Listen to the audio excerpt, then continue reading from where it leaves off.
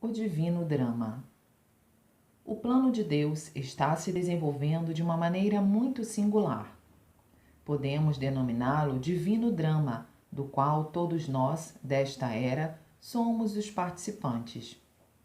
Sem esta compreensão, deixaremos de saber interpretar os momentos, os acontecimentos do nosso tempo, de compreender que à medida que avança a reconstrução, também cresce a destruição. Em todo e qualquer drama, existem personagens virtuosos e perversos. Quase sempre os virtuosos são importunados pelos perversos, mas depois de serem impiedosamente atormentados por longo tempo, geralmente a peça termina com a vitória do bem. É um final feliz. O divino drama foi elaborado no plano cósmico e agora está sendo revelado no palco do mundo, para seguir um modelo semelhante. A presente mudança de ciclo é de inconcebível grandeza. Nossa percepção sobre este acontecimento sem precedentes será proporcional ao nosso esclarecimento e à nossa capacidade de compreensão. À medida que a nova era avança e que cresce a atuação do espírito do fogo, a doença ou purificação também se intensificará. Cada vez mais calamidades como guerras e catástrofes naturais podem ocorrer até o mundo experimentar uma época de pavor. De um modo geral, os messiânicos podem representar o papel de espectadores nas cenas de guerra. Contudo, nas cenas de enfermidades, eles deverão ter ativo empenho. Servir à humanidade é mais digno do que representar papéis de violência ou de destruição.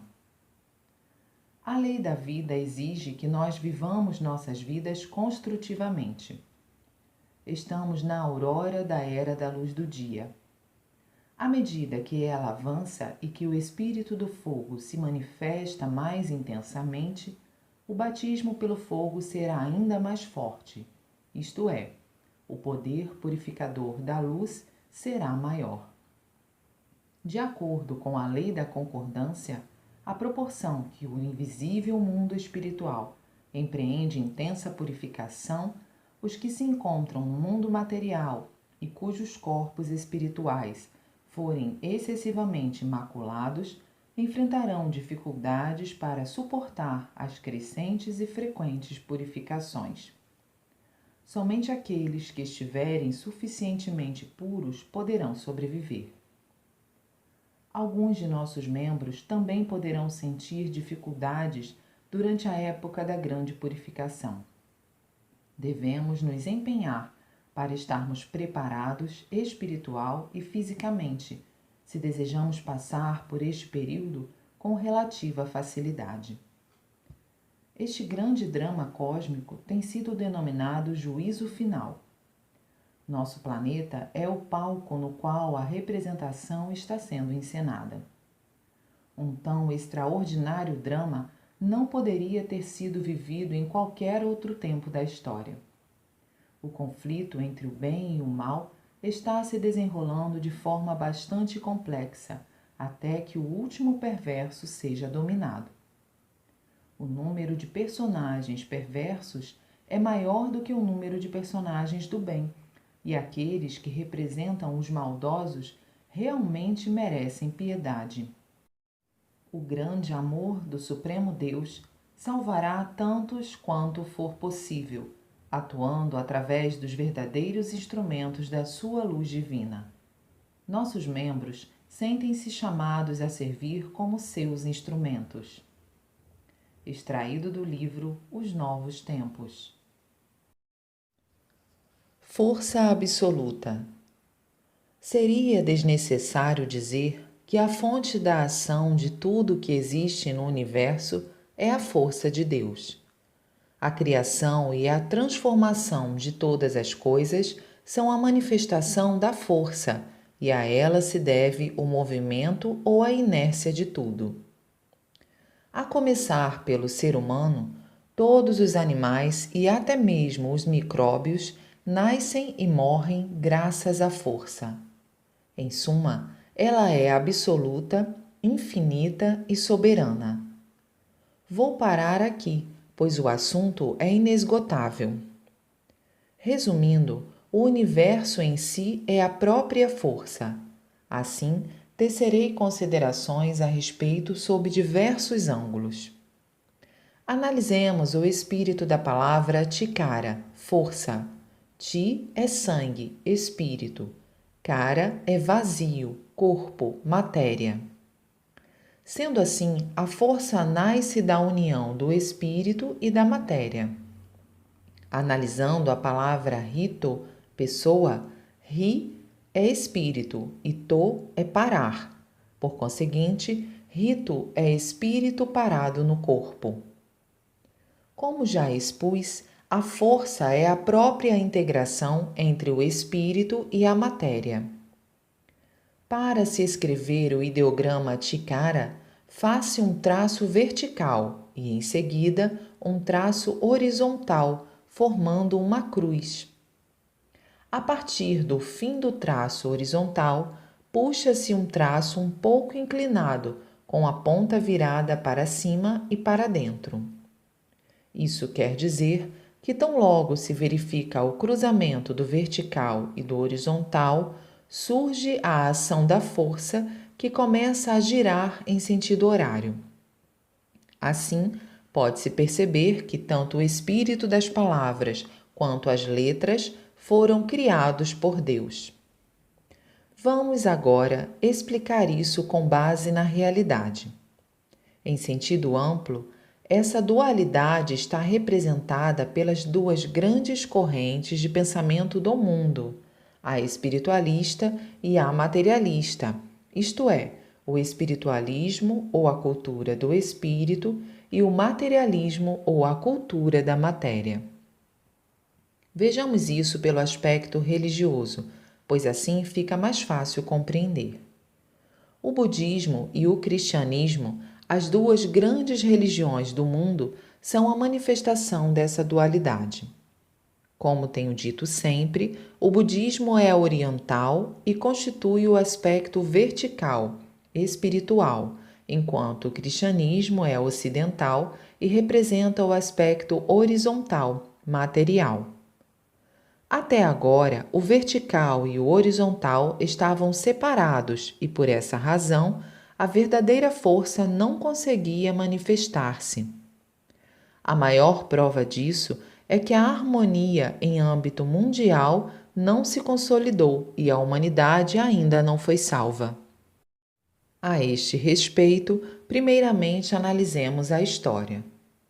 Após a era primitiva, surge uma forma de vida humana mais organizada e então inicia-se a fase de adorações, como o culto ao sol, à natureza e aos objetos criados pelo homem. Enfim, passa-se a adorar até o ser humano e, a partir dessa época, as religiões primitivas começam a surgir em diversas regiões. Por fim, com o florescimento da cultura, nasceram religiões como o budismo e o islamismo, que, por serem de caráter exclusivamente vertical, e o cristianismo, puramente horizontal, não puderam manifestar a verdadeira força. Como resultado disso, embora não tenham chegado a fracassar, as religiões que penderam para o aspecto vertical não se desenvolveram a contento. No Japão, o budismo existe apenas na forma e o islamismo tem sua tradição preservada em uma parte da Ásia. Já o cristianismo, devido à sua característica horizontal, está difundido em grande parte do mundo. Uma vez que seu objetivo, o reino dos céus, não se concretizou e a situação infernal da atualidade permanece, pode-se dizer que também não foi bem sucedido. O objetivo das principais religiões era, sem dúvida, a concretização de um mundo ideal. Todavia, como todos podem ver, o mundo se apresenta caótico, cheio de conflitos e problemas sem fim, havendo uma grande distância entre o sonho e a realidade. Assim, temos que admitir que aquele objetivo está demasiadamente longe de ser alcançado. É inegável que a causa dessa situação seja a falta de força, que por sua vez se deve à ausência de cruzamento do vertical e do horizontal. Isso também era uma questão de tempo, e do ponto de vista do plano divino, não havia alternativa. Explicando minha missão, creio que entenderão melhor o que acabei de expor. A atividade que agora estou realizando centraliza-se no Jorei. Os fiéis sabem muito bem que basta colocar no peito o Hikari, que contém um papel com uma caligrafia feita por mim, para ser-lhes concedida uma força capaz de curar até mesmo doentes desenganados. Já outorguei centenas de milhares de Hikari, e mesmo que esse número aumente infinitamente, não haverá nenhuma alteração com respeito à sua força. Essa força não se limita à cura de doenças. Ela também se manifesta através de incontáveis milagres do dia a dia. A reforma do espírito, a elevação do caráter, a salvação de perigos iminentes, etc. Por meio deles, é espantoso ver o aumento do número de pessoas que passam a viver uma vida cheia de alegria. A força desses milagres se origina justamente do Hikari. Não tenho a pretensão de vangloriar-me de tais milagres. Contudo, uma vez que se trata da pura verdade, creio que não há problema em divulgá-los. É evidente que até agora a história não registrou o aparecimento de uma pessoa que se utilizasse de força tão incomensurável quanto esta. Os inúmeros milagres a que nos referimos são registrados como experiências de fé, logo não há do que duvidar. Esta é a força gerada pelo cruzamento do horizontal com o vertical, que em termos budistas é o poder Kannon ou o poder da inteligência sagrada, e em termos cristãos é o poder do Messias. Atualmente, a força está se manifestando principalmente na parte espiritual. Porém, no devido tempo, ela passará a atuar na parte material. Nessa ocasião, evidentemente, será alcançado o objetivo de Deus, nascendo a verdadeira cultura, resultante do cruzamento da cultura espiritual do Oriente com a cultura material do Ocidente. E esta é a vontade divina. Será, portanto, efetuada a maior obra de salvação da humanidade desde a criação do mundo. Em 16 de janeiro de 1952, Alicerce do Paraíso, volume 1. Nota: título anterior: A Força Absoluta. O Hikari, medalha da luz divina, outorgada aos fiéis para ministrar Jorei. O espírito precede a matéria. Conforme me referi anteriormente, tecerei considerações sobre a relação entre a doença do ser humano e o mundo inorgânico, que chamamos de mundo espiritual. O ser humano é constituído pela união e integração entre o corpo e o espírito. O corpo é uma matéria visível e, por essa razão, todos podem distingui-lo. O espírito é invisível, mas existe, sendo uma espécie de elemento etéreo. Assim como o corpo é uma existência do mundo atmosférico, o espírito é uma existência do mundo espiritual. Este mundo, conforme expliquei, é transparente, mais rarefeito que o ar e semelhante ao nada. Muito pelo contrário, longe de ser o nada, ele é a fonte geradora da força infinita e absoluta, que por ora chamaremos de força cósmica. É um mundo misterioso e inimaginável, cuja essência é formada pela fusão das essências do Sol, da Lua e da Terra. Tudo o que existe no universo é criado e desenvolvido pela força cósmica e, ao mesmo tempo, juntam-se impurezas que são submetidas à purificação. É como um acúmulo de sujeira no corpo humano, que necessita de banho.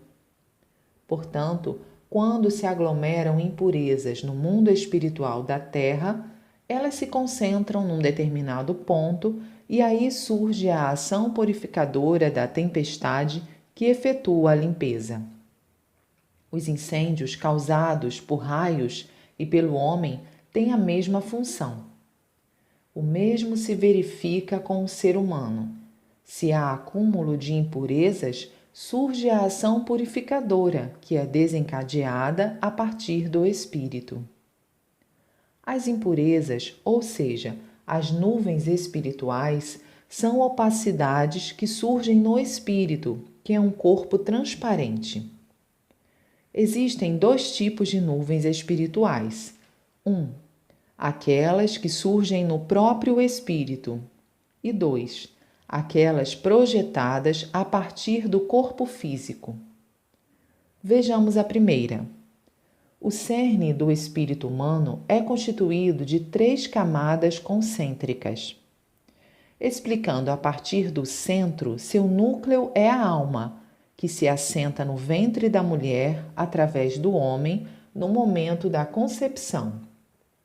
Por sua vez, a alma está envolta pela consciência e esta pelo espírito. O estado da alma se reflete no espírito por meio da consciência, e o estado do espírito se reflete igualmente na alma por intermédio da consciência. Desse modo, a alma, a consciência e o espírito estão interrelacionados, constituindo uma trindade. Evidentemente, todas as pessoas fazem tanto o bem como o mal durante a vida. Se a prática do mal for maior que a do bem, o saldo entre elas constituirá o pecado, que se reflete na alma e se transforma em nuvem espiritual. Por esse motivo, na sequência, formam-se nuvens na consciência e depois no espírito. Então, com o surgimento da ação purificadora, ocorre a eliminação dessas nuvens. Durante o processo, o volume delas se comprime. Com isso, elas se tornam mais densas, concentrando-se em alguma parte do corpo. O interessante é que, dependendo do pecado, o local da concentração é diferente. Por exemplo, os pecados associados aos olhos, nos olhos, os pecados referentes à cabeça, na cabeça, os pecados relacionados ao tórax, no tórax e assim por diante, tudo de forma correspondente. Passemos agora ao segundo tipo de nuvens, isto é, as que se projetam do corpo para o espírito. Nesse caso, primeiramente, o sangue se turva e, como consequência, surgem nuvens no espírito. Originariamente, o sangue do corpo humano é a materialização do espírito. Ao contrário, o espírito é a espiritualização do sangue. Em outras palavras, espírito e matéria estão integrados. Assim, quando as nuvens se condensam e se refletem no corpo, transformam-se em sangue turvo e, ao ficarem ainda mais densas, transformam-se em nódulos. Estes, depois de dissolvidos e liquefeitos, são eliminados por diversos pontos do corpo. A dor e o sofrimento decorrentes desse processo constituem aquilo a que se dá o nome de doença. Assim, o que se projeta a partir do corpo físico é o sangue turvo. Então, por que surge o sangue turvo? A causa é bastante surpreendente. São os medicamentos, que paradoxalmente ocupam a posição de maior destaque nos tratamentos médicos. Como todo medicamento é veneno, quanto mais utilizá-lo, mais o sangue se turva, e a realidade é a maior prova do que estamos dizendo.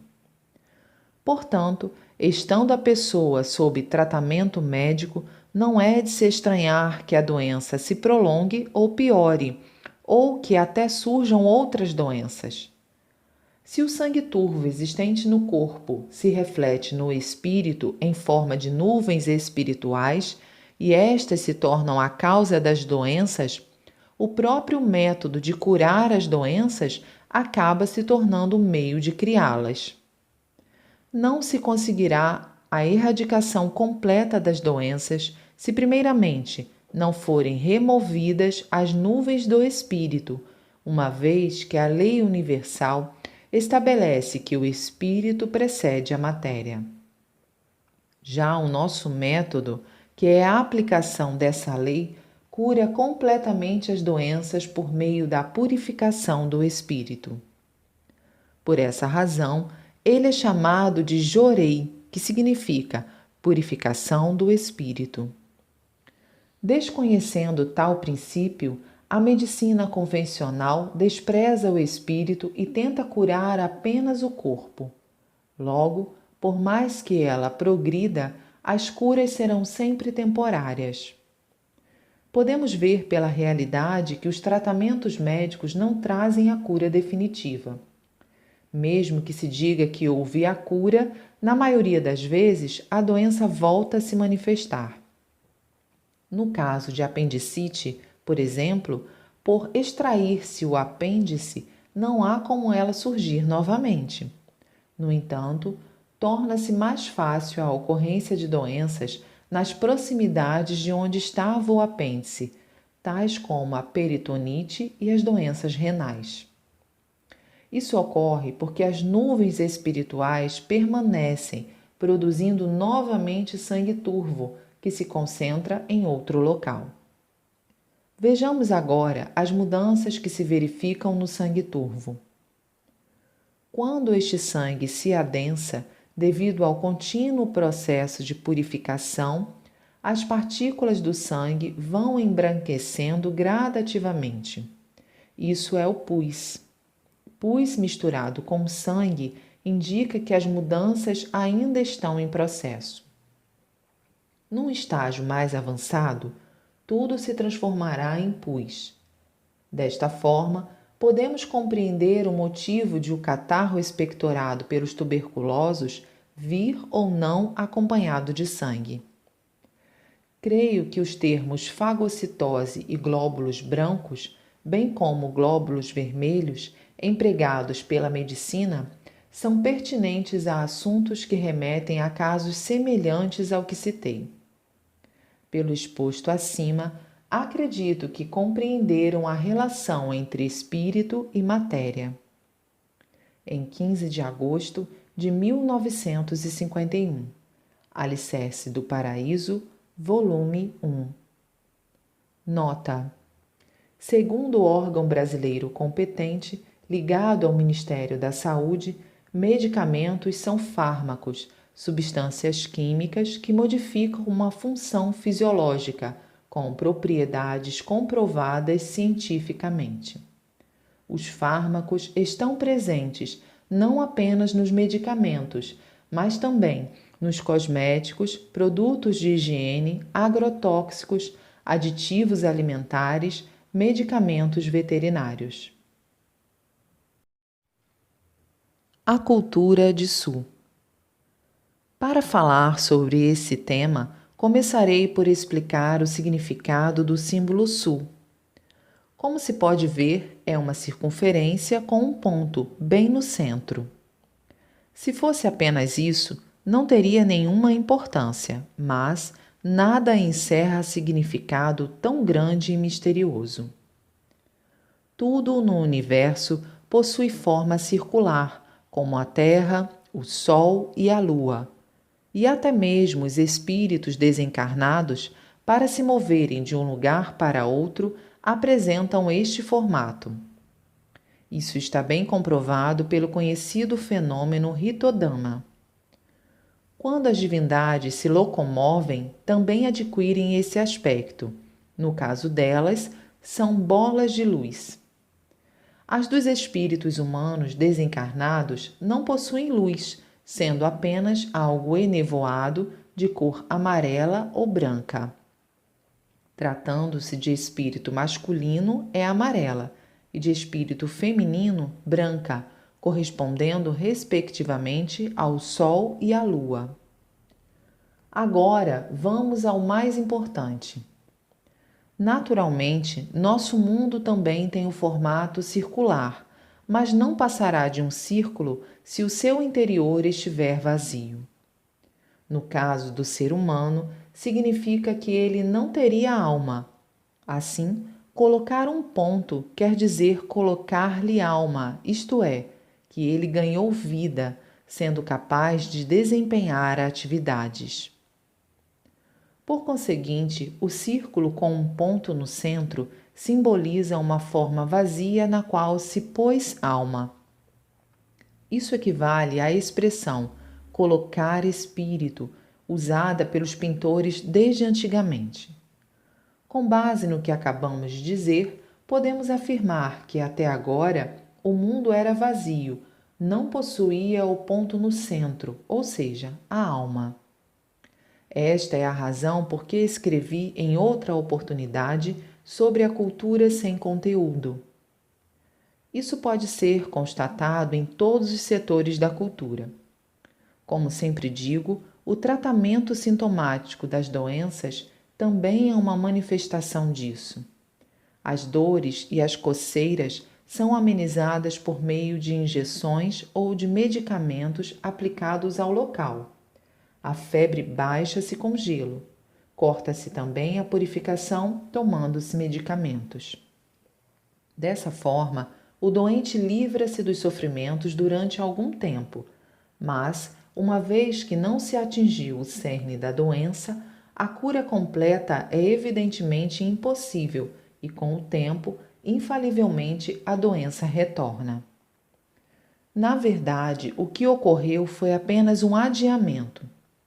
Sendo assim, a causa das enfermidades também está no ponto no centro. Todavia, até agora, não se alcançou a compreensão disso. Outro exemplo é a criminalidade.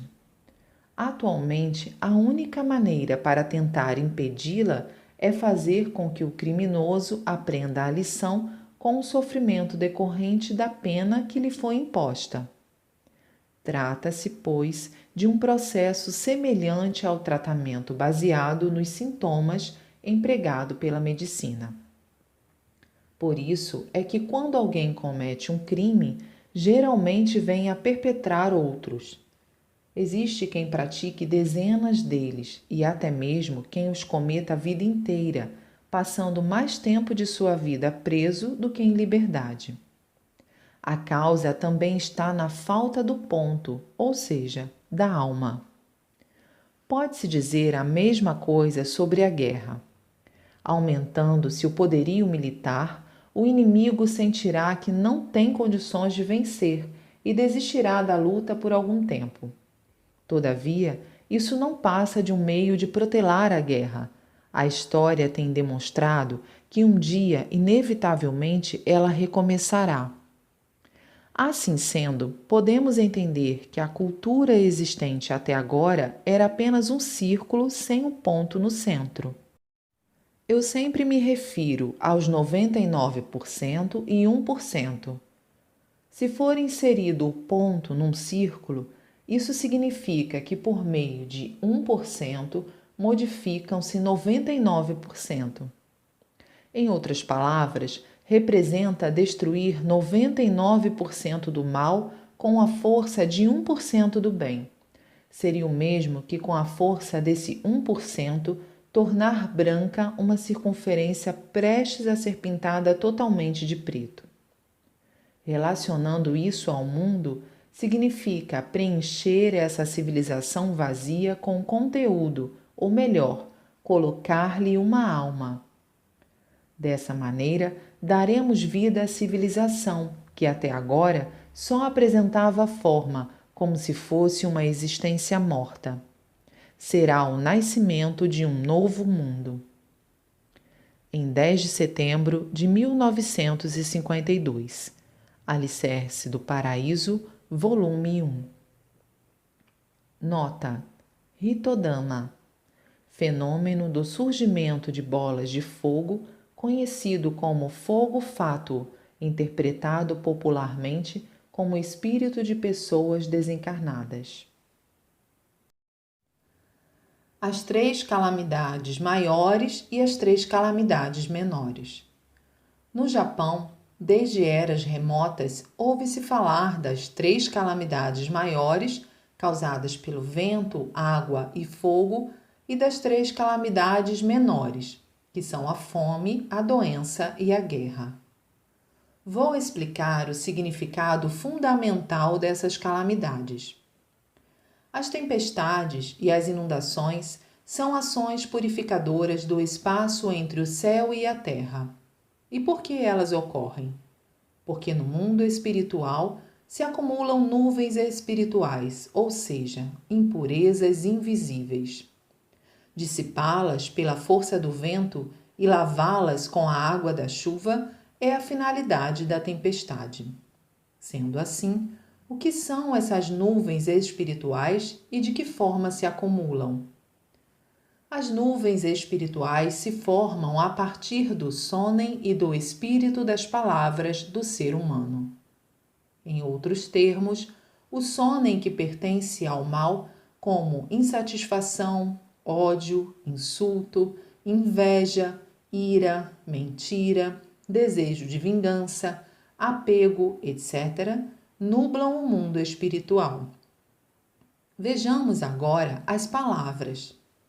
As queixas em relação à natureza, como por exemplo o mau tempo, o clima e a safra ruim, críticas e ataques verbais às pessoas, gritos e vaias, fofocas e intrigas, repreensões, lamúria e outras expressões desse tipo, têm origem no mal e nublam o mundo do espírito das palavras, que se posiciona logo após o mundo do sonem.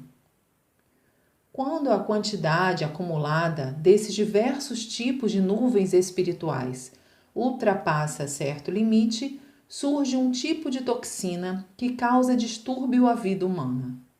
Por esse motivo, ocorre a purificação natural. Esta é a lei do céu e da terra. Como já disse, as nuvens do mundo espiritual, ao mesmo tempo em que influenciam a saúde humana, afetam a vegetação e, em especial, os produtos agrícolas, tornando-se a causa da má colheita e do alarmante aparecimento de pragas na lavoura. É esse o motivo pelo qual, atualmente, estão surgindo insetos nocivos que secam pinheiros e cedros em todas as regiões do Japão.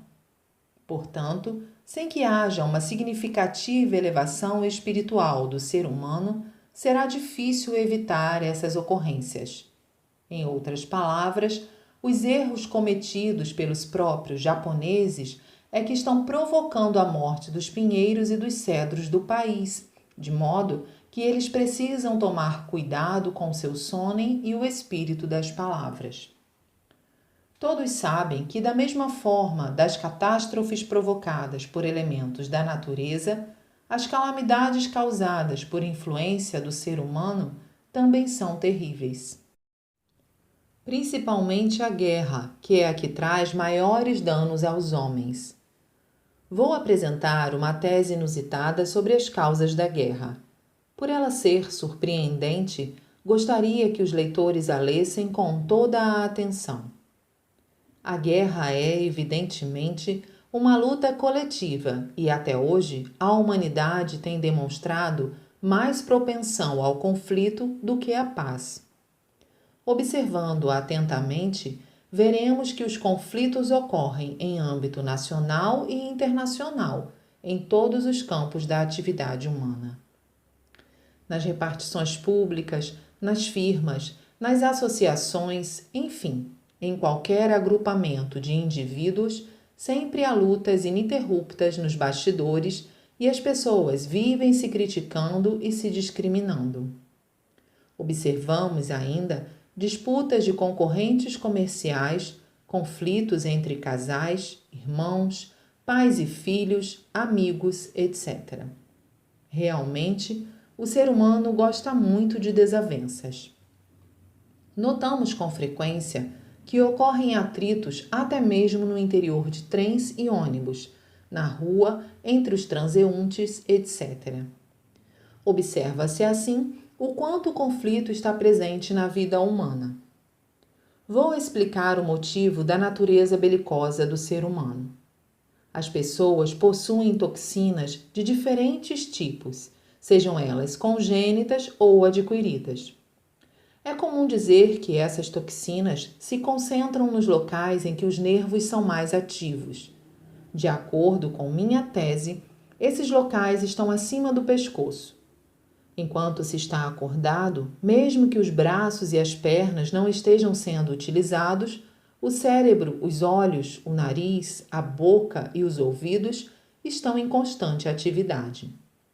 É natural, portanto, que as toxinas se reúnam nas proximidades desses órgãos.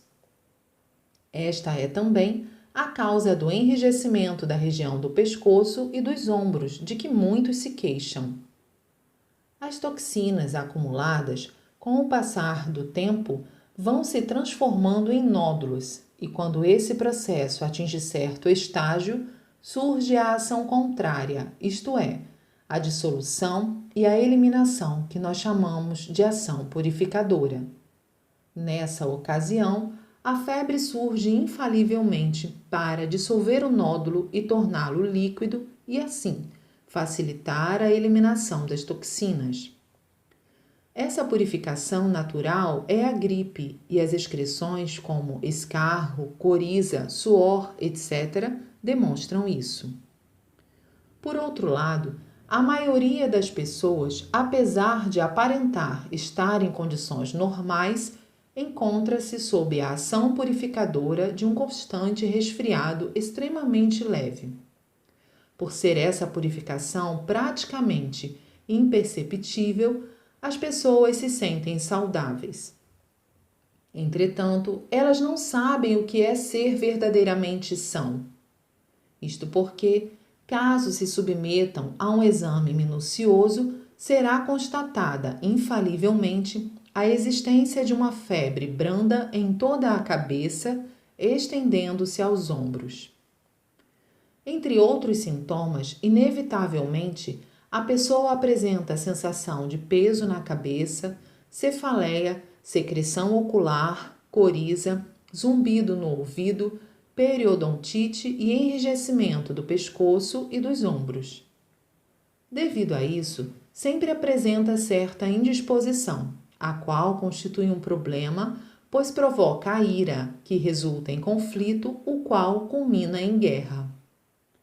Assim, não há outro meio de extinguir a natureza belicosa do ser humano a não ser o de eliminar a indisposição. Eis porque, numa mesma situação, se a pessoa está bem disposta, ela nem se incomoda a ouvir coisas desagradáveis. Mas, se ela está indisposta, não consegue conter a ira. Creio que a maioria já passou por essa experiência. Vou apresentar a seguir alguns exemplos. Frequentemente, vemos bebês que choram demais. Geralmente se diz que eles são nervosos ou se dão outras justificativas. Examinando-os com atenção, sempre se constata uma febre quase imperceptível na cabeça e na região dos ombros. Embora se trate de bebês, muitos têm os ombros rijos. Em tais casos, com a administração de jorei, as toxinas diminuirão e, consequentemente, cessará a febre e eles deixarão de chorar com frequência. Com as crianças desobedientes e com as que se irritam facilmente, a causa é a mesma. Isso também se resolve por meio do jorei. Elas se tornam obedientes e passam a detestar o conflito. Seu nível de aproveitamento escolar também melhorará. As brigas de casal têm a mesma origem. Recebendo jorei, os cônjuges conseguirão se harmonizar. Como vimos, a causa fundamental do conflito é a indisposição ocasionada pela febre purificadora das toxinas da cabeça, bem como da região do pescoço e dos ombros. Por conseguinte, o único meio para acabar com o conflito é curar por completo essa indisposição. Então, não será exagero afirmar que no mundo inteiro o jorei da nossa religião é o único, inigualável e radical método de eliminação do conflito. Isso não se limita à guerra, pois todos os problemas que hoje constituem motivo de sofrimento, como ideologias destrutivas, conflitos entre as classes sociais, etc., também se originam da insatisfação e das queixas provenientes da indisposição das pessoas. Muitos, para fugirem dela inconscientemente, provocam estímulos fortes e isso resulta em consumo excessivo de bebida alcoólica, em luxúria, em preguiça, em brigas e outros, que fatalmente acabam ocasionando crimes. Tirando proveito dessa realidade, os ambiciosos materialistas de cada época estimulam a insatisfação, incitam revoluções sociais nocivas e provocam guerras. Consequentemente, para se estabelecer a paz eterna sobre a terra, antes de mais nada, deve-se erradicar a indisposição e aumentar o vigor e a disposição de cada indivíduo. Não há dúvida de que assim o ser humano abominará o conflito e amará a paz. Saibam todos que nossa religião é que tem força para esclarecer o princípio aqui exposto e demonstrar resultados concretos. Em 13 de agosto de 1949, Alicerce do Paraíso, volume 2. Análise do milagre. Costuma-se definir milagre como a ocorrência de um fato considerado impossível. No entanto, se ele ocorreu, então não era impossível, é porque era para acontecer. Por conseguinte, considerar que algo é impossível é um grande erro. Essa explicação parece complicada, mas vou mostrar por que estou fazendo tal afirmativa.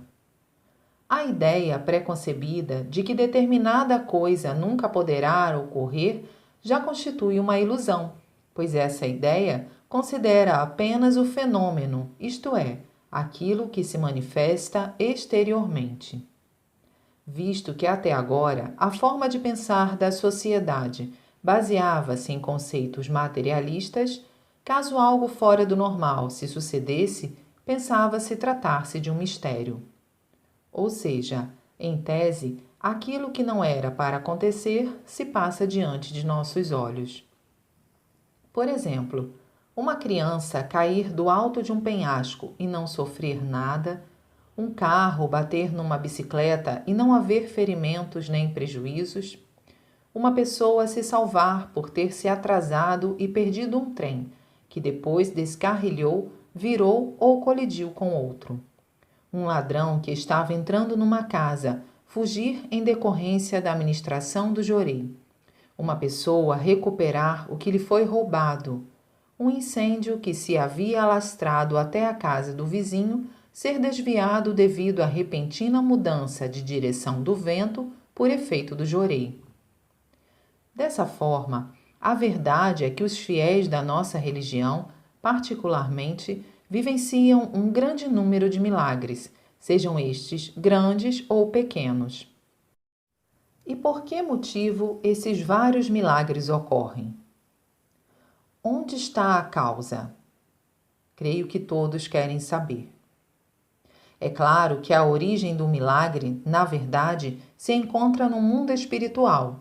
Entretanto, dentre os milagres há também os decorrentes da própria força e os da força alheia. Inicialmente, falarei sobre o primeiro tipo.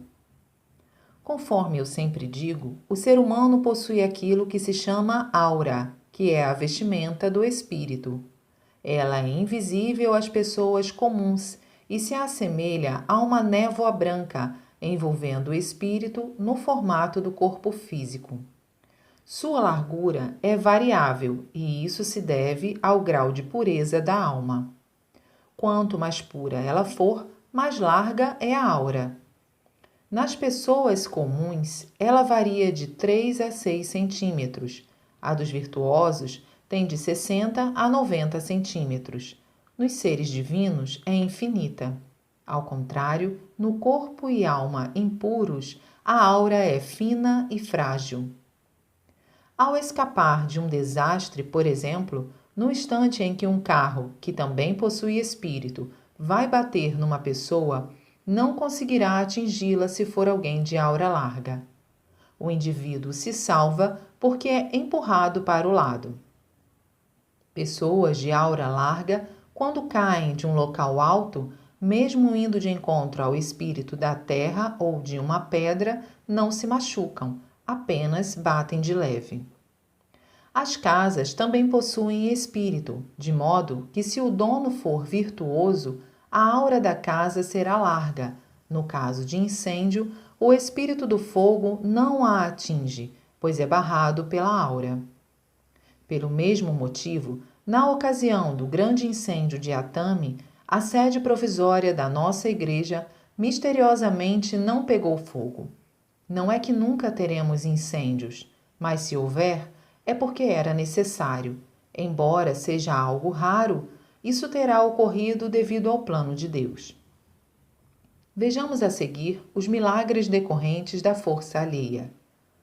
O ser humano possui 3 espíritos protetores: o primordial, o guardião e o secundário.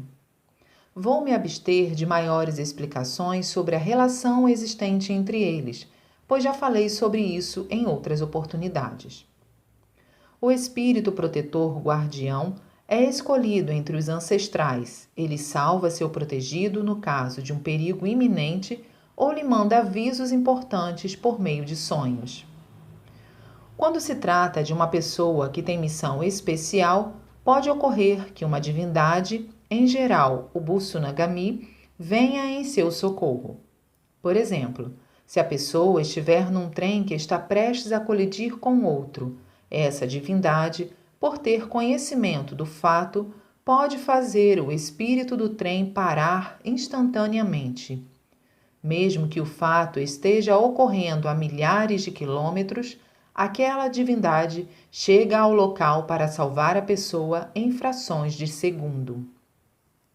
Como vemos, o milagre não se verifica absolutamente por coincidência ou por acaso. Há sempre uma razão. Se compreenderem isso, verão que não há nada de misterioso nele. Para mim, o natural é haver milagres. Se não houver, é que eu acho estranho. Por exemplo, quando me encontro diante de um problema difícil, cuja solução está demorando, eu penso: daqui a pouco vai acontecer um milagre. E é muito frequente que de repente ele ocorra, solucionando o problema. Creio que aqueles que têm profunda fé e somaram atos meritórios já passaram por muitas experiências nesse sentido. Portanto, se o ser humano desejar e praticar o bem, somar atos meritórios e procurar tornar sua aura mais larga, jamais lhe advirão desgraças inesperadas. Ao contatarmos com pessoas, quanto mais larga for sua aura, mais calor humano emanará dessas pessoas, fazendo-nos sentir por elas uma grande afeição. Esse tipo de pessoa é que atrai outras. Posto que muitos se juntam naturalmente à sua volta, seu trabalho também se desenvolve a contento e progride. Eu gostaria de dar um exemplo. Sempre que começo a frequentar um lugar, infalivelmente ele prospera. E ainda, quem fica próximo de mim, com certeza, melhora e se torna feliz. Isso ocorre porque a pessoa recebe influência da minha aura. Em 6 de junho de 1951, Alicerce do Paraíso, volume 2. Religiões e milagres. Desde tempos remotos, costuma-se dizer que os milagres são inerentes à religião, o que realmente é verdade. Modéstia à parte, talvez nunca tenha existido uma religião com tantos milagres como a nossa. Em poucas palavras, eu diria que isso ocorre porque o Deus que a rege possui a posição mais digna e elevada. Na sociedade, quando se fala em divindades, pensa-se que quase não existe diferença entre elas e há a tendência de cultuá-las como se fossem iguais.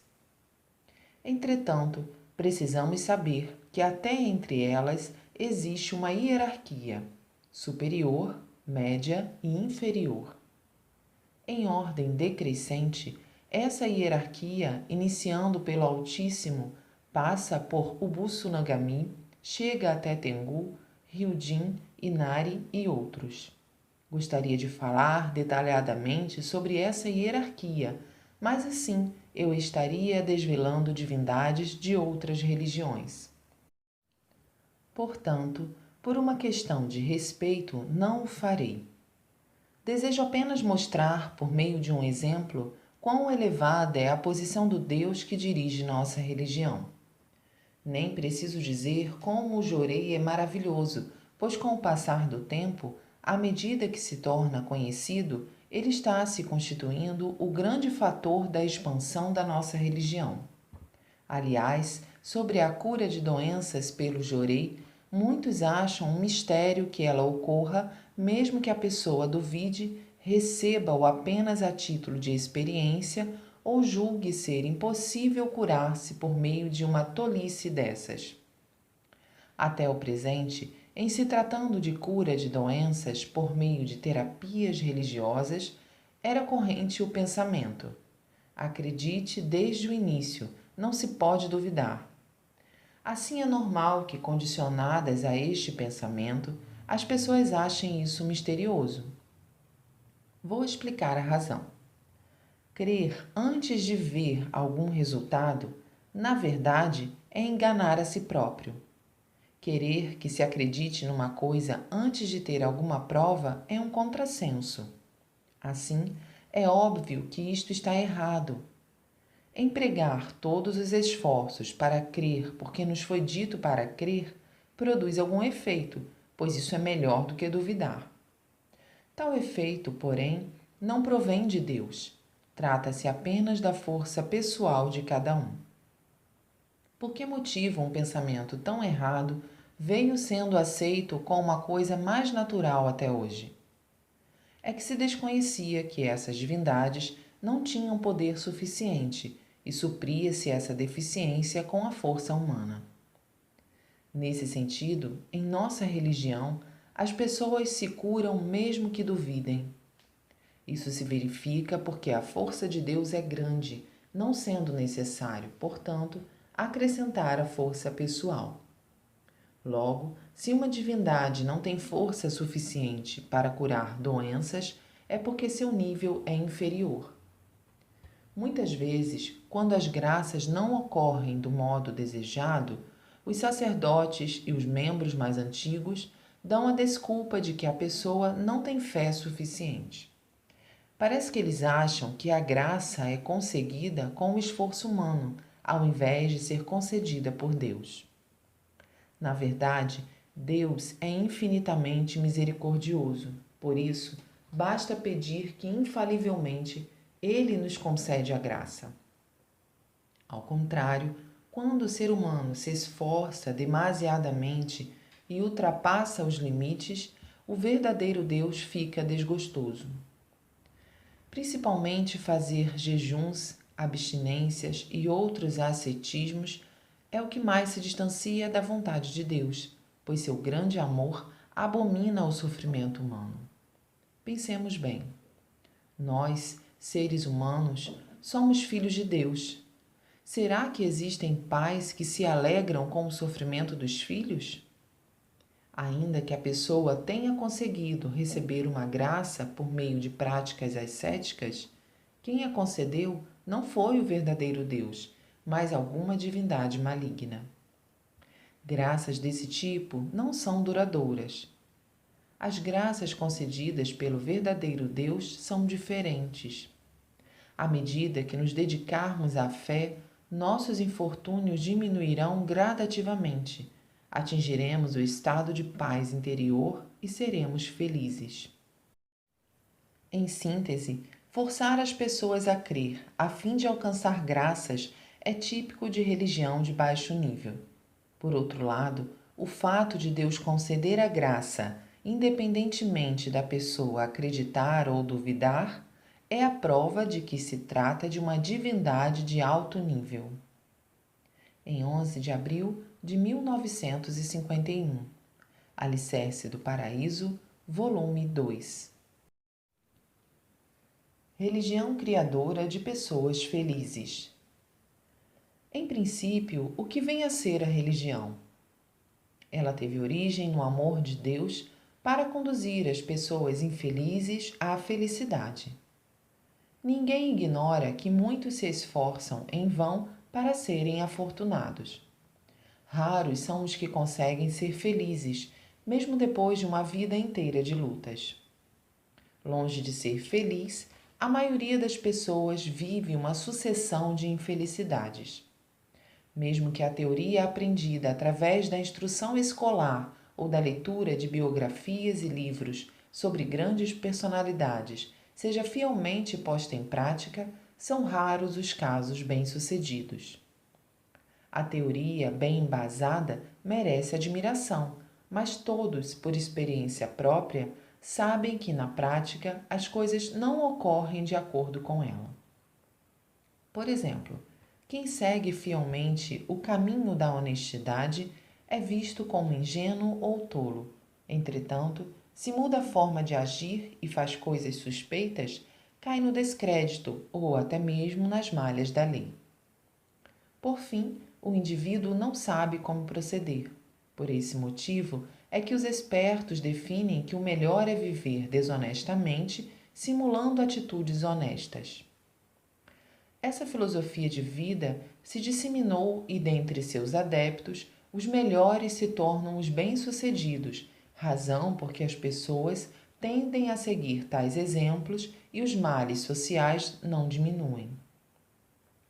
Pelo mundo ser assim, é que se diz que os honestos saem perdendo. Portanto, quanto mais correto for o indivíduo, mais ele se arrisca a cair no conceito de ultrapassado e ser taxado de inflexível. Com frequência, observa-se que aqueles que pregam a justiça e a retidão são rejeitados e fracassam na sociedade. É enorme o meu esforço para empunhar a bandeira do senso de justiça e de retidão diante de semelhante mundo.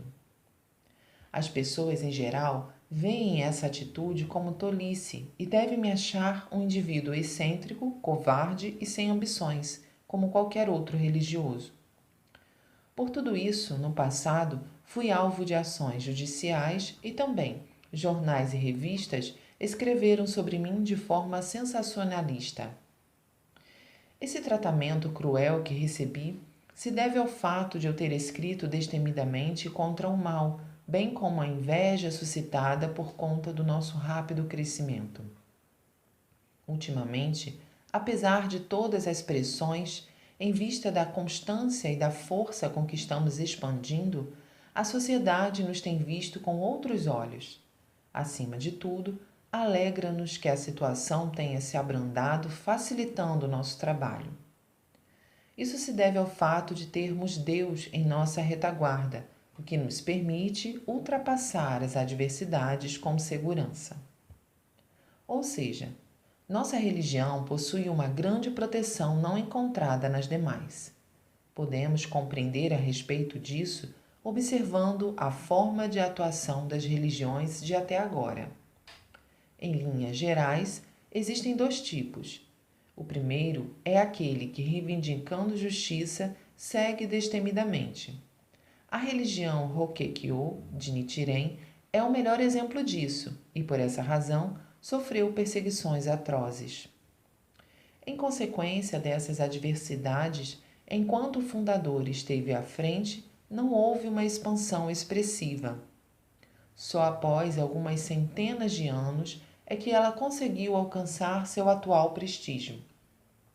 O segundo, em contrapartida, temendo perseguições, busca caminhos seguros. Então, mesmo que consiga crescer, necessitará de um longo tempo. Caso contrário, será extinta. É nesse ponto que se encontra a dificuldade. Felizmente, com o advento da democracia, a liberdade religiosa foi estabelecida.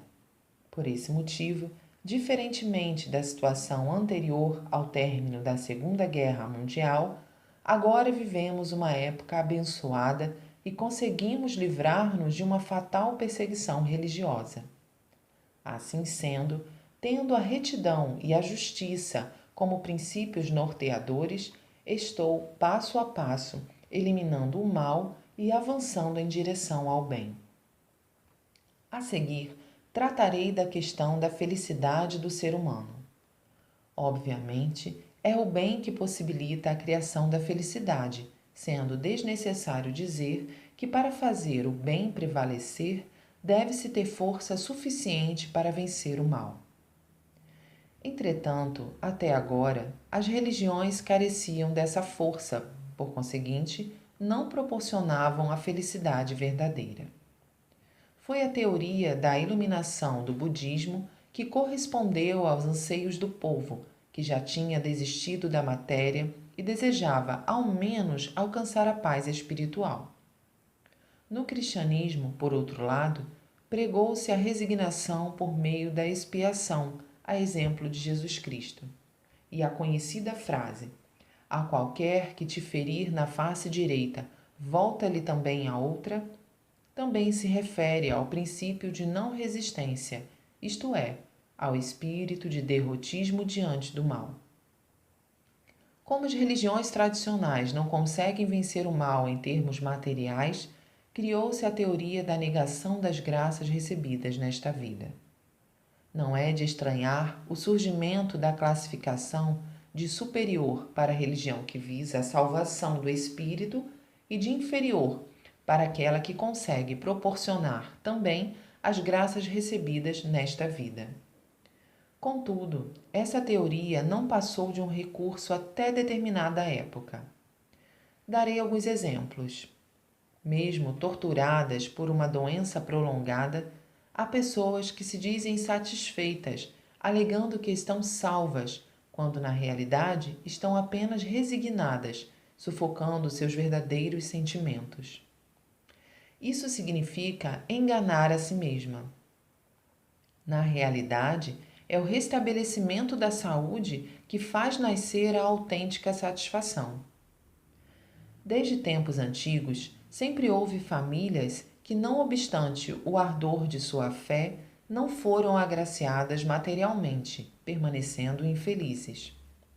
Dessa forma, acabaram por se iludir, julgando que a essência da religião só objetiva a salvação espiritual. Entretanto, a Igreja Messiânica salva tanto o espírito como a matéria.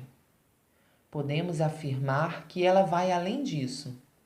Em poucos anos de atuação, nossa religião já está construindo solos sagrados, museu de arte e outras obras em diversas localidades, e tudo isso depende inteiramente dos donativos dos fiéis. E como abominamos a exploração, temos como diretriz contar apenas com o recebimento do donativo espontâneo. Apesar disso, o fato de se conseguir a quantia necessária para empreendimentos de tamanha envergadura é realmente milagroso. Isso prova a prosperidade dos fiéis. Longe de ser temporário, o donativo tende a aumentar, razão porque nunca me preocupei com dinheiro. Tudo é uma questão de época, porque, quando as religiões antigas surgiram, elas podiam ser de caráter shōjo. E por esse motivo, o fato de seus fundadores levarem uma vida de privações não constituía nenhum problema. Todavia, hoje isso não é viável. Tudo adquiriu caráter universal, de modo que é preciso que nossas atividades sejam de grande porte para salvar a humanidade. Quanto maior essa escala, maior o número de pessoas que serão salvas. Por essa razão, ao tomarem conhecimento dos nossos grandes projetos, com certeza as pessoas mudarão sua visão em relação à nossa religião. Em 10 de junho de 1953, Alicerce do Paraíso, volume 1. Religião viva. Os leitores poderão estranhar quando eu digo que há religiões vivas e mortas. É justamente o que pretendo explicar agora. Religião viva é aquela que está associada ao cotidiano, e a morta é exatamente o oposto. Infelizmente, é raro encontrar uma religião, dentre as muitas existentes, que esteja perfeitamente entrosada no cotidiano. Em sua maioria, as doutrinas são elaboradas com perfeição, mas, lamentavelmente, não podemos esperar muito de sua força de edificação do caráter humano. Na época em que os fundadores de cada religião atuavam, há centenas ou milhares de anos, certamente essa força era grande e estava de acordo com a situação social da época. No entanto, sabemos que a capacidade de propagação dessas religiões foi enfraquecendo com o passar do tempo, até atingir a condição em que hoje elas se encontram. Não há o que se fazer, porque este é o curso natural das coisas, e isto não diz respeito apenas à religião, mas a tudo. Só que no caso da religião, esta situação demorou, mas finalmente ocorreu. Mesmo assim, nesse espaço de tempo, surgiram várias novas religiões adequadas à sua época, fato este observado em qualquer país. Todavia, é comum que elas acabem desaparecendo porque dificilmente têm capacidade para superar as anteriores. Entre as religiões japonesas surgidas na Idade Moderna, que ainda mantêm considerável influência, podemos citar Nichiren Shu e Tenrikyo. Até aqui me referi à trajetória das religiões de forma geral. Agora, desejo mostrar como são as religiões na atualidade. É do conhecimento geral, a partir do século XVIII, o desenvolvimento da cultura científica vem constituindo uma verdadeira ameaça às religiões, e é fato inegável que isso contribuiu para a sua decadência. A ciência dominou a tal ponto a mente humana que hoje o ser humano só aceita o que vem da ciência. Não bastasse isso, esse comportamento deu origem ao pensamento ateísta, que leva à degeneração moral desenfreada, criando desordem social e transformando este mundo em um verdadeiro inferno. Ainda há religiões antigas que se esforçam para edificar o ser humano por meio de ensinamentos, os quais foram sendo aperfeiçoados após sua elaboração, centenas ou milhares de anos atrás. Entretanto, por terem se distanciado demais da atualidade, falta a elas força de edificação, e, falando francamente, a perda de adequação à realidade as torna meras antiguidades. Elas se assemelham às obras de arte, que na época da sua criação eram apreciadas em todo o seu esplendor, mas hoje perderam sua utilidade e estão limitadas a ser contempladas como meros patrimônios culturais. Dentre as novas religiões japonesas, há algumas que dão uma nova roupagem a esses patrimônios culturais para atrair as pessoas, mas, com certeza, terão existência limitada. Infelizmente, a religião foi superada pelo formidável progresso da cultura e ficou para trás. Exemplificando, é como se quiséssemos usar carros de boi e liteiras, algo de pouca utilidade, numa época em que nos servimos de aviões, automóveis e da tecnologia sem fio. Pode parecer um autoelogio, mas preciso falar da nossa religião. Ela respeita a história, mas não se prende a isso. Avança no tempo seguindo diretrizes próprias de acordo com os desígnios de Deus. Além disso, por ser uma religião nova, Com sangue jovem correndo em suas veias, ela desenvolve atualmente projetos que abrangem a reforma da agricultura e da medicina e ainda aponta todas as falhas da cultura, adotando como princípio norteador o ideal de uma nova cultura. Uma das manifestações mais concretas desse ideal vem a ser a construção do modelo do paraíso terrestre e do Museu de Arte, obras de vanguarda que, como locais sagrados, visam reconfortar as almas maculadas e exaustas de seus visitantes e, elevando o caráter humano, servem como antídoto contra os divertimentos vulgares tão comuns nos dias de hoje. De acordo com o exposto acima, no âmbito do indivíduo, nossa obra consiste em contribuir para a saúde física, para a superação da pobreza e para a melhoria do pensamento humano. No âmbito coletivo, sua finalidade é criar uma sociedade alegre e sem preocupações. Sentimos-nos imensamente felizes ao saber que, ultimamente, nosso trabalho está sendo reconhecido pelos mais esclarecidos e tornando-se alvo de sua atenção. Embora, no momento, seja um trabalho de pequena escala, quando ele for ampliado em âmbito mundial, surgirá a partir do Japão o plano de um mundo ideal, repleto de paz e felicidade. Afianço que isso não é simplesmente um sonho. Portanto, o que vem a ser uma verdadeira religião viva, se não a nossa, com todos esses exemplos?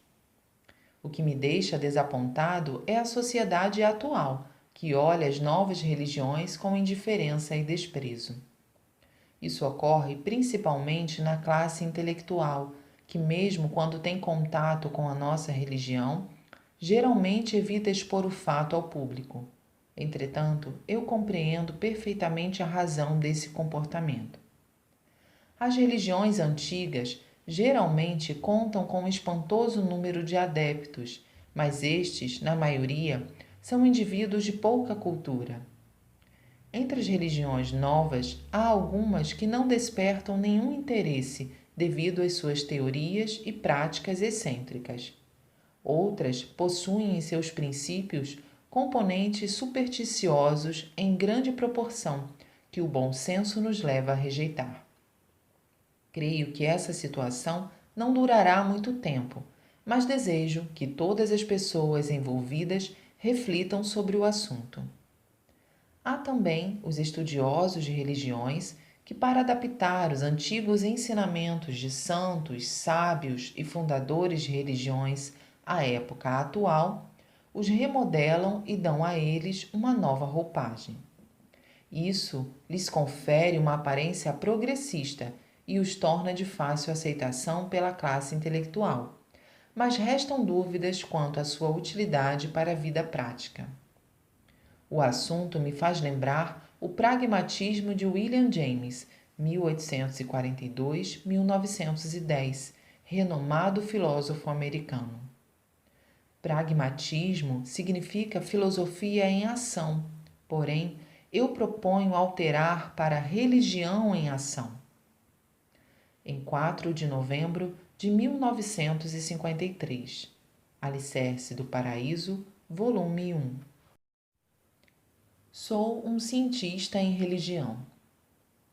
Se eu, um religioso, disser que sou também um cientista, todos estranharão, mas estou certo de que ao final da leitura deste texto haverão de concordar comigo. Sempre digo que a ciência atual ainda se encontra num nível inferior, nem podendo ser considerada como tal. Vou falar minuciosamente a seu respeito. Atualmente, ela dá ênfase à descoberta e ao estudo das partículas. É claro que isso se deve ao aperfeiçoamento do microscópio, cujo avanço é impressionante. Conseguem-se distinguir corpos extremamente minúsculos, frações da ordem de 1 milésimo, milionésimo ou bilionésimo. Trata-se de um avanço contínuo e, atualmente, esse instrumento está prestes a entrar no mundo infinitesimal.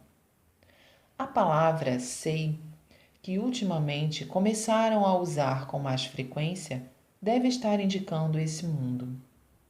É claro que o conhecimento do mundo infinitesimal não se deve a procedimentos científicos.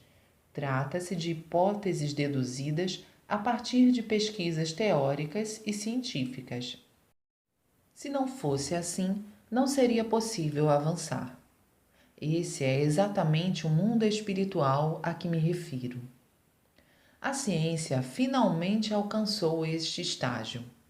Dessa maneira, para ser franco, ela que por tanto tempo insistiu em negar a existência do espírito, acabou derrotada.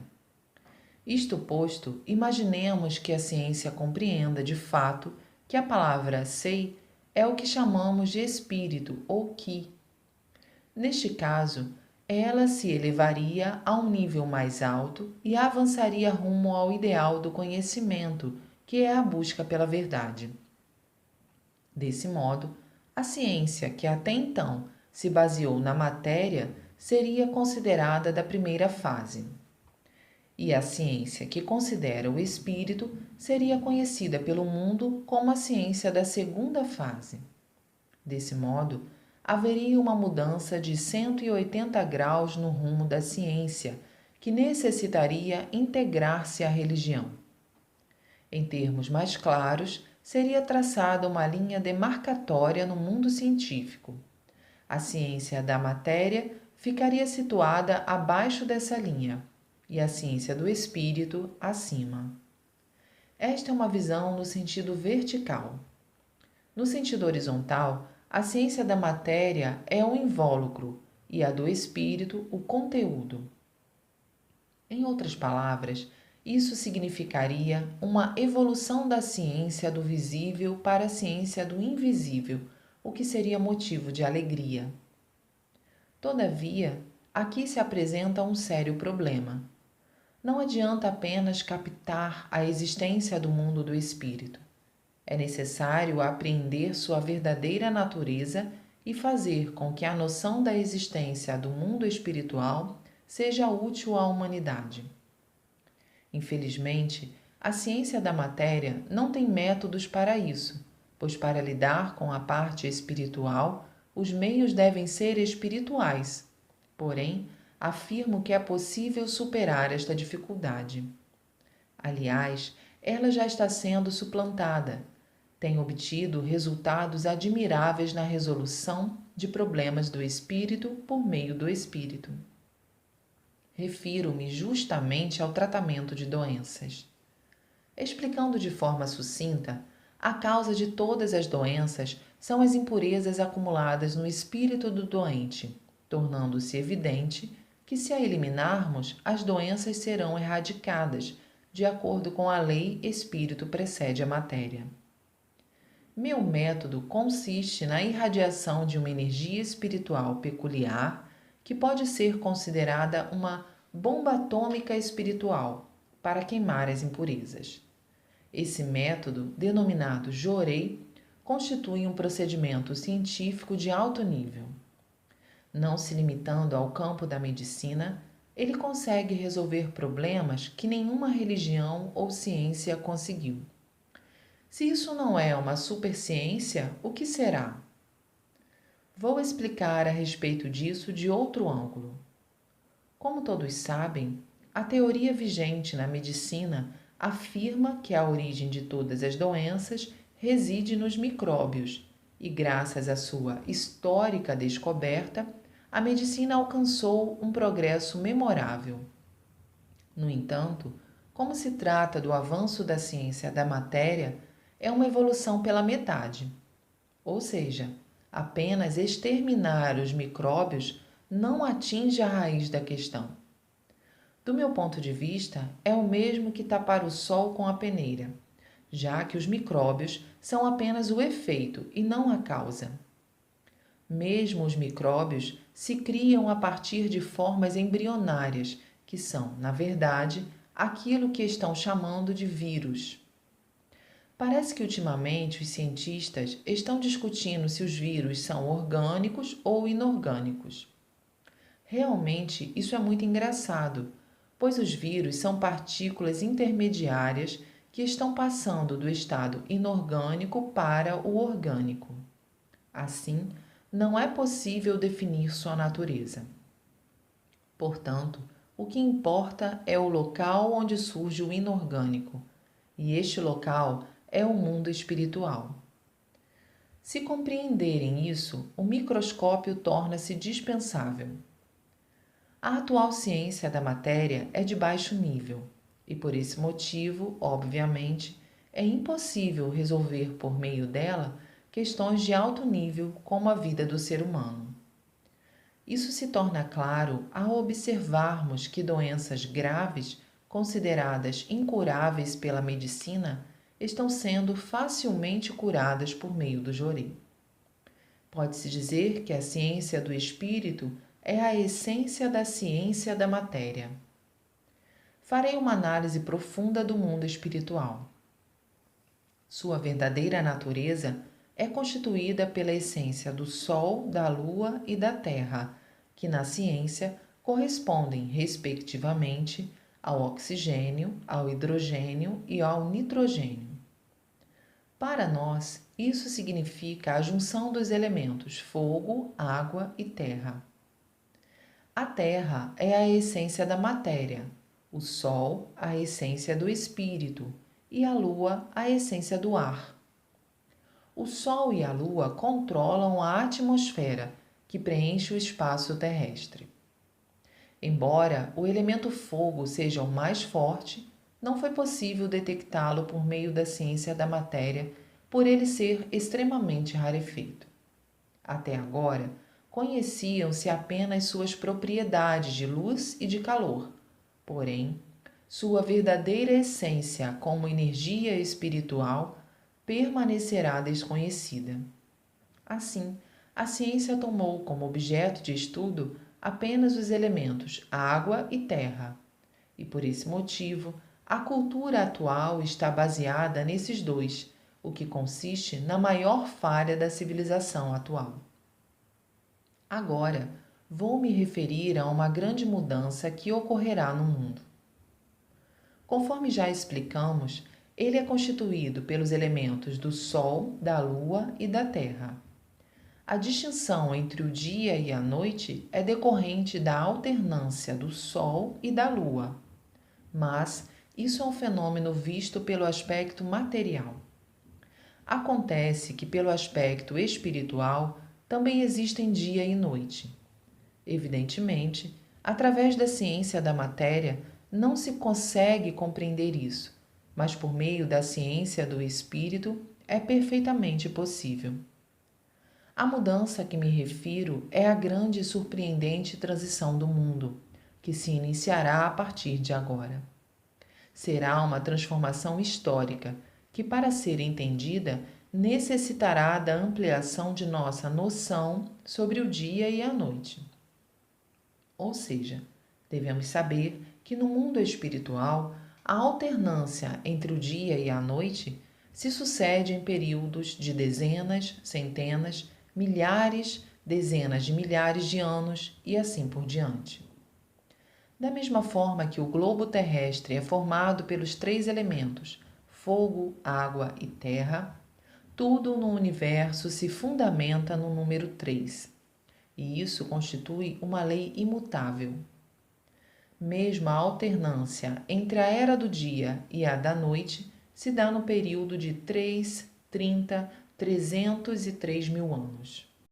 É evidente que, dependendo da natureza e da dimensão das coisas, a projeção do espírito para a matéria dá-se com maior ou menor rapidez, mas, fundamentalmente, o movimento que se dá com precisão.